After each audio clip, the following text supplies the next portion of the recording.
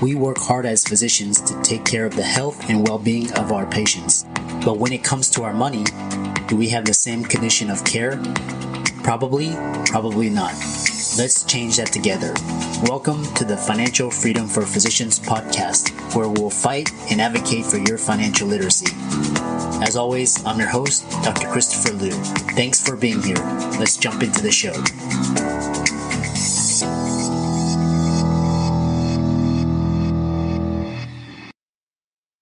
Hey guys, I want to welcome you guys to the Financial Freedom for Physicians podcast. We've got a great episode this week. Before we begin, please hit the subscribe button as well as the notifications bell, and be sure to like, comment, and share if you like this episode, and we'll get into this week's sponsor and show. This week's episode is sponsored by CityVest. CityVest has quickly become the most popular and best way for doctors to invest in top-performing real estate private equity funds that are usually reserved for institutional investors. This unique access to investing in these institutional funds is available for the first time ever through CityVest's easy and secure online investment platform. CityVest does the hard work of conducting due diligence and vetting the investments. They even get a third-party due diligence report that is posted on their website. As a result of aggregating a several million-dollar investment amount into their access funds, CityVest gains access to investing in the institutional investment and is able to negotiate better investment terms such as a 12% preferred return. You can check them out at cityvest.com or go to the link in the show notes below. Now on to the show. Before we begin today's content, here is a quick disclaimer. The information and material presented here is for informational purposes only and should not be construed as investment advice. The content is not a recommendation to buy or to sell. Some of the content may be for accredited investors only or may be sponsored posts. Every investment carries risks. Results have not been verified, so carefully weigh those risks against your investment goals and objectives and see if acting on the information matches with your investment thesis. Do your due diligence prior to investing, and as always, do not invest more than you can afford to lose. So welcome everybody to this week's podcast episode for the Financial Freedom for Physicians podcast, and I'm your host, Dr. Christopher Liu. And as you know, we talk about 4 different types of freedom: time, location, emotional, and financial freedom. And so I'm always out there looking for guests, entrepreneurs that are doing things on the cutting edge so I can bring you the information and materials so that you can be empowered to live your best life. So today we have a entrepreneur. He's the founder of PLAYN, so it's Matt Lobel, and it's going to be a really interesting conversation because we're going to talk all about Web3, crypto and games, metaverse, NFTs, which is really a fascinating subject. I know the markets now aren't reflecting that, but there's a lot of potential for this field. So Matt, welcome. Thank you very much. I appreciate you having me on. Yeah. And, it's an interesting time to be in crypto, is it not? I looked at the prices, and most coins are down 80-90%. Bitcoin over the weekend crashed to 18K, Ethereum under it was 800 or 900. So it's really, when these drawdowns happen, they happen fast and quick. So they do, and historically this is probably pretty close to the bottom. So I keep telling people, don't be scared. This is like a Black Friday sale on crypto. Just be discerning on what you on what you think you want to get into. Yeah. There's a lot of asymmetric opportunities, and it's like one person was telling me, be careful, but there's tremendous upside. So there is. I mean, you never want to say it can't go lower, can't get worse, because it certainly can. But when you look at the Bitcoin drawdown of 60% of its value, 66% from its high, I mean, it's going to bottom out here at some point. And while I'm not necessarily saying hop on the Bitcoin bandwagon, there are certainly some opportunities. I know that I've gotten myself heavily into Cardano because I really believe in that platform, and so this has been a buying opportunity for me because it's dirt cheap, and Yeah. I believe it's going to go much higher. Yeah, yeah, yeah. So I know, I know your backstory, and but tell the listeners, your background, your story, how you got started, and we'll go from there. Yeah, that sounds fair. I'll give you the 60,000 foot flyover from the beginning to now, and then we can parachute into anything you have an interest in talking about. But basically, I've always been an entrepreneur my entire life. Actually, as a kid, I would have told you I wanted to start a business when I was as young as 12. Started my first business at 18. I was going to Berklee College of Music up in Boston, and I started a sound company. Moved down to Tampa, Florida, and in Florida, I started my business that I currently operate. That was about 29 years ago, and that was Sparrow Enterprises Incorporated because I had no idea what I wanted to do, and so I needed a super generic name. I wound up working with Advantis as my first client because I worked for them as an employee, and they were a subsidiary of IBM, and they were cutting personnel. And I said, fire me and then hire me. And they did. Um, Wound up creating one of the first 500 commercial websites in existence. And yes, that does make me old now. Um, and, I did multimedia for them. And then that transitioned into e-learning. I did e-learning for IBM, AT&T, AutoNation, America Online, a bunch of big Fortune 100 companies. And then outsourcing hit us, and our business went away in a 6-month time span because our largest customers outsourced to India branches that they had. And I wound up transitioning over to media and started Narrator Files, which is a company still, or I should say it is a brand because it's still under the same company umbrella, but it's still in existence. And that is stock photography and voiceover production. And so then fast forward to where we are now, I'm starting PLAYN. It's been, I should say it started, and we have a MVP game that has been developed. It's right now what I would consider pre-alpha, because MVP can be a lot of different things. It's pre-alpha, it's playable. We have a small community built, and we're growing that. And it will be the first game on the PLAYN ecosystem.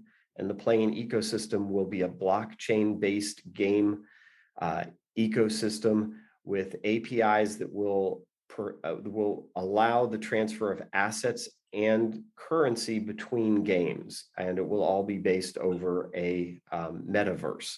So there, I've taken you on the F-16 flyover of my life, and you tell me where you want to drop in. Yeah, definitely. This is fascinating because you're on the cutting edge. Especially now these times, it's great to be a builder, developer, entrepreneur, especially in this space because all the weak players go away, and so the real people in this space they start to the best ideas come out of these bear markets. So Yes, absolutely. It's kind of a winnowing effect. yeah, exactly. Um, Tell us why Web3 is the next entrepreneurial playground. Yeah, so the big draw with Web3 is trustless. Like you're going to hear trustless done a million and one different ways. But the essence of it is that you don't have to feel like an organization has everything in their control, if you will. You're going to own things. Now, in the Web3 gaming space, the GameFi space, what that means is that assets within games should be owned by players, and that players' time that they invest in the game is actually valued and reimbursable in some way.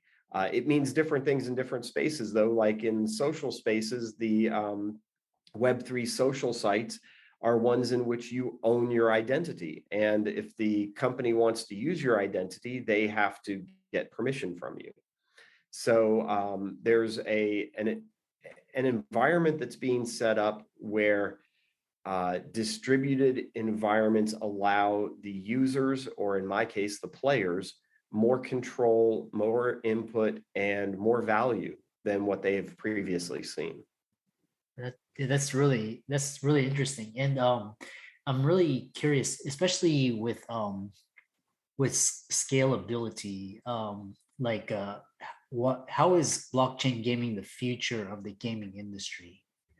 Well, it comes down to, again, valuing the player's time. Like if I was to tell you and you were a player, if I was to say, hey, you've got two games and each of the games are going to be fun, but this game you're going to be paying a bunch of money into it, and this other game you have the potential to earn money. I mean, which are you going to go for? It's a pretty it's the a no-brainer, right? I mean, it's like one of those things where you go, really, is that a question? So that is part of the reason there's a future in it, is that you have the value of the player's time.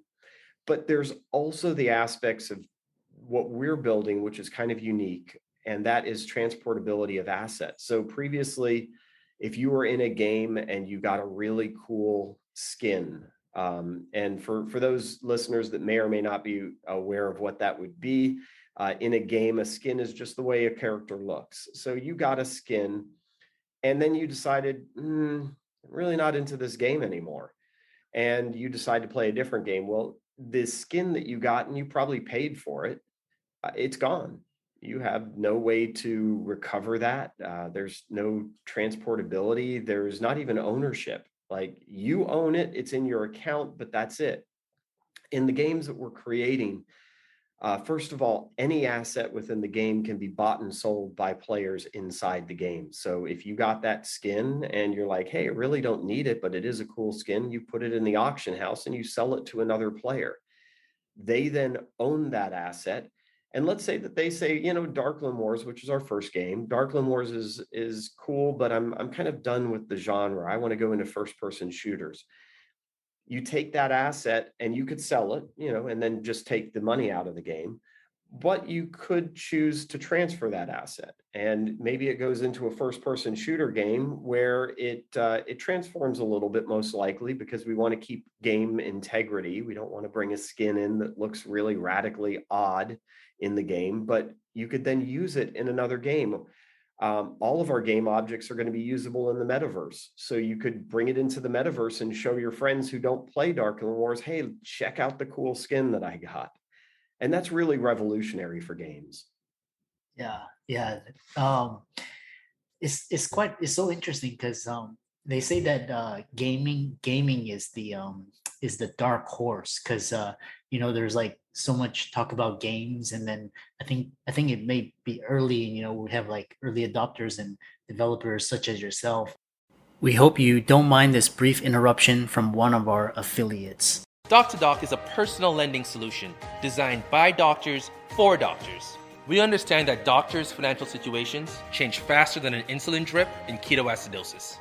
And we also understand that doctors are the most reliable borrowers in the world. Through our proprietary algorithm, we're able to provide personal loans at great rates with amazing flexibility, because we take into account your schooling, your specialty, and where you are in the medical journey. Doctors come to us after they've matched into residency, and we loan for all sorts of personal reasons, from credit card debt consolidation to family expenses and medical bills.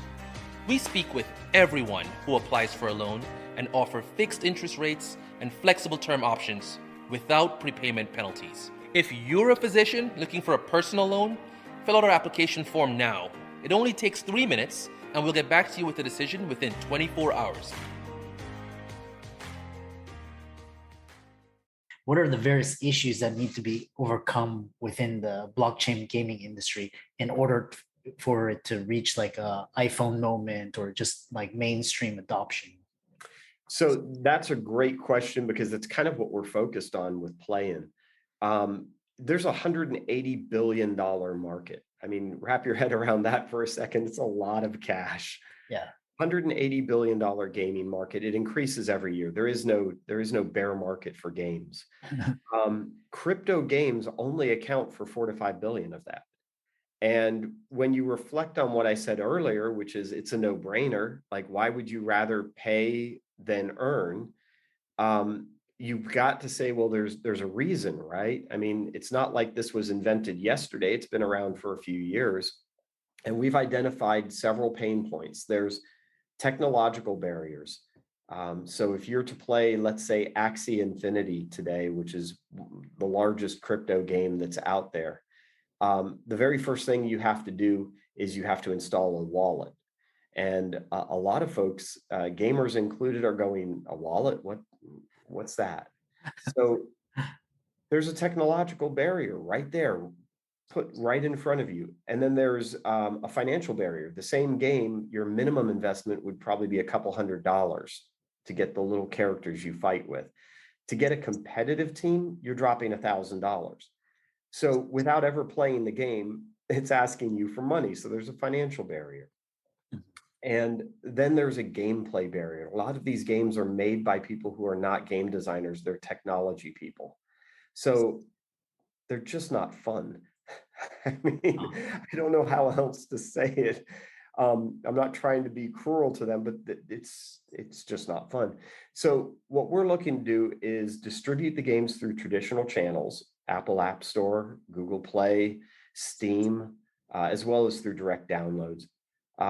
There's no financial requirement up front. These are all going to be free to play games.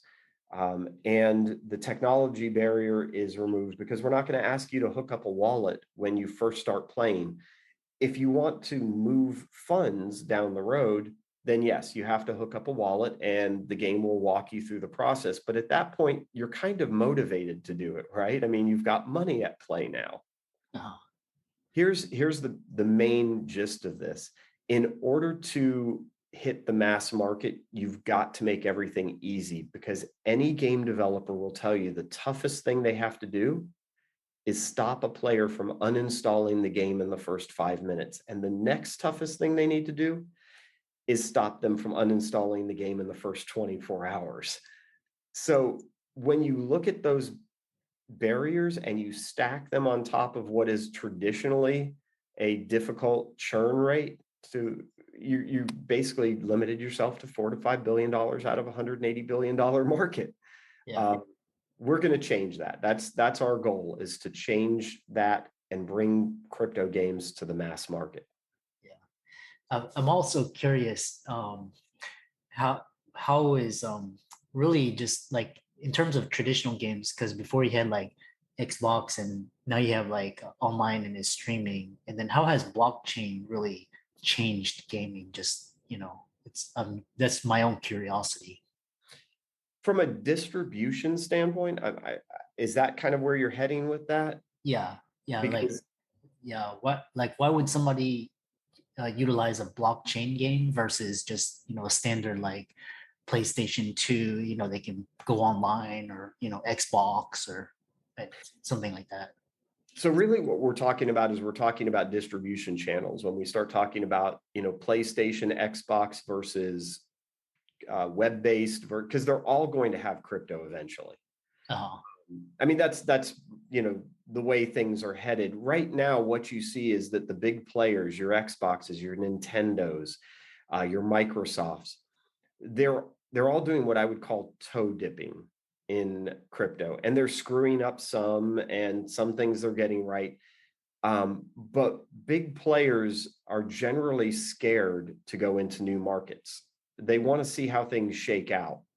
Uh-huh. And that's where this market is right now, is the big players are kind of waiting on the sidelines for companies like mine to go in and to get it right. And when companies get it right, there's going to be probably about 4 or 5 big players that get it right. Then you're going to see the Microsofts come in. Then you're going to see, these other large companies come in and start buying out the companies that have gotten it right. Yeah. Yeah, it's fascinating. It's almost like when Netflix came on, and then when they went streaming, and then Blockbuster waited, and then basically when Netflix took off, it was too late. So Yeah. it's quite interesting. It'll be interesting to see how how blockchain gaming really takes off and it develops. Yeah, and kind of you're very insightful on the Netflix analogy, because if you think about it, when somebody does achieve mass market penetration, yeah, and let's say they capture 1% of the $180 billion market, that is a lot of money.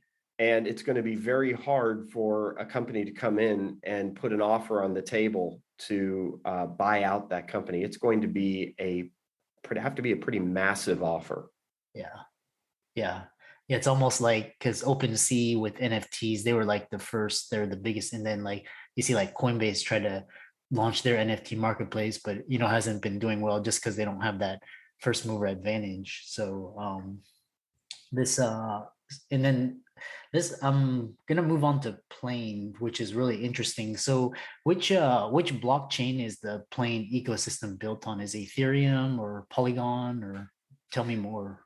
Well, the coins are minted on Binance Smart Chain. Nice. But it's the interesting thing here is that a lot of folks focus on the blockchain that they're built on, but really what matters is the language the contracts are written in. So these are written in Solidity.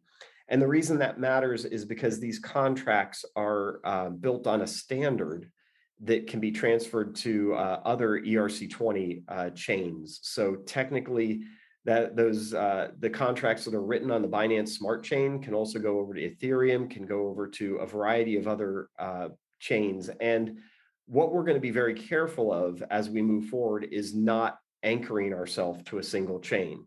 We want to be a multi-chain setup so that if something happens to Binance, for example, Binance Smart Chain, and they have deeper problems than some of the ones they've already experienced, we can say, okay, it's time to go over to Polygon, or it's time to go over to this other chain.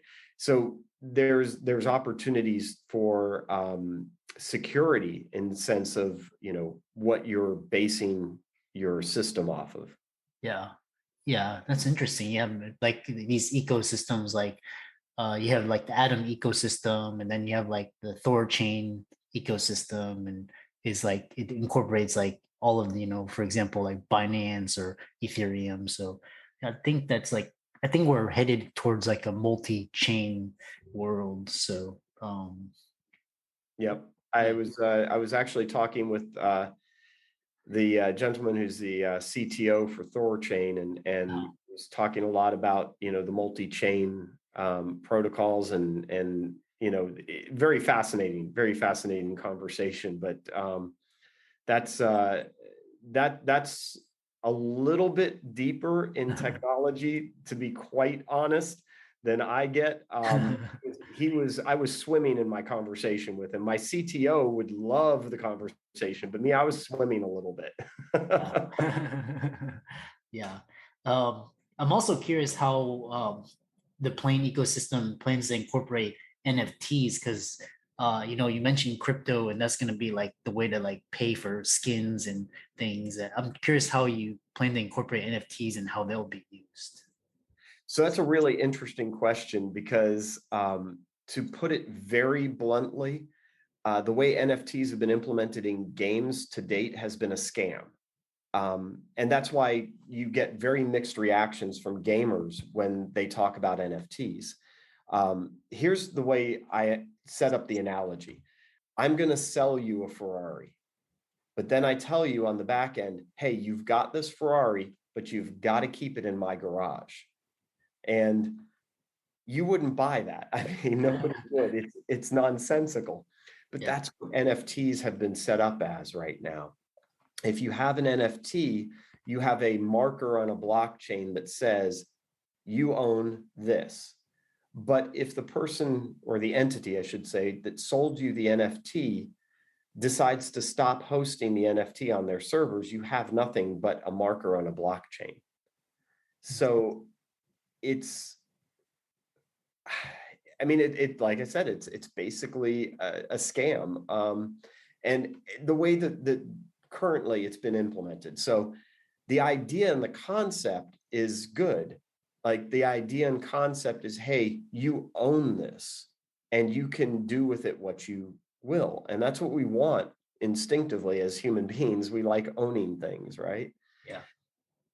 So what we're doing is first of all, I'm staying far away from right now the word NFT. I'm not trying to sell people NFTs. I'm trying to sell them transportable assets. Oh. Which is what they think they were buying with NFTs in the first place, right? I mean, that's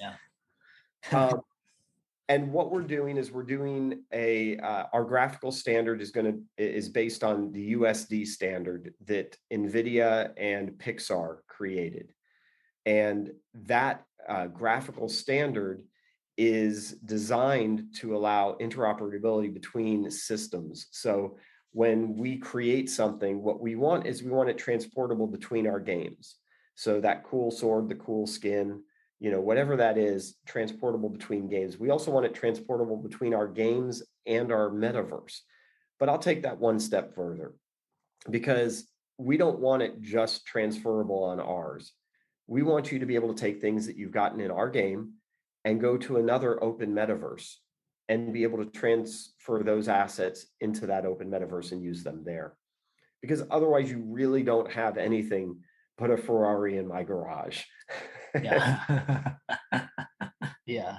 It's been a very fascinating conversation, because NFTs are still very early stages, and right now it's just for like JPEGs and like music, but now it's being used for things like ticketing, and so it's going to be interesting, because the analogy was like NFTs are going to be sort of the boxes of transporting the assets and value.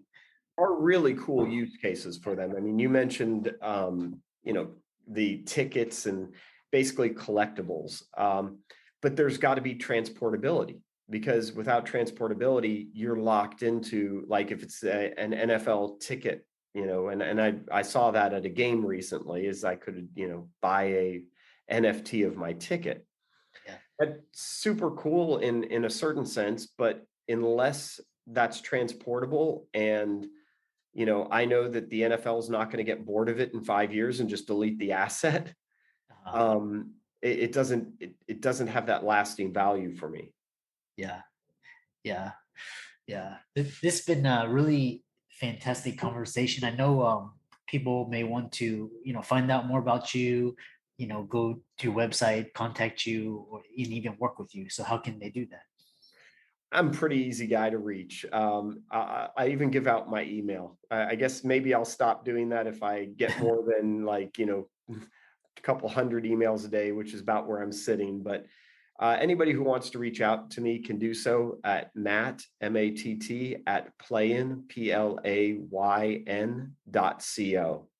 And happy to have a conversation with anybody who wants to reach out. Perfect. So Matt, thanks so much. And for all the listeners, Matt's resources and links will be included in the show notes. And we thank you so much for your time and talking to us about this game-changing, technology and trends. Absolutely. I really appreciate you having me on. Thanks a lot. What a fantastic show. I hope you enjoyed our very special guest. Just remember, as a shout out to our this week's sponsor, CityVest.com. CityVest gives you access to the best real estate private equity funds with enhanced investment terms, verified due diligence, and lower risk. You can check them out at cityvest.com or click on the link in the show notes below to hear about their upcoming investment offerings.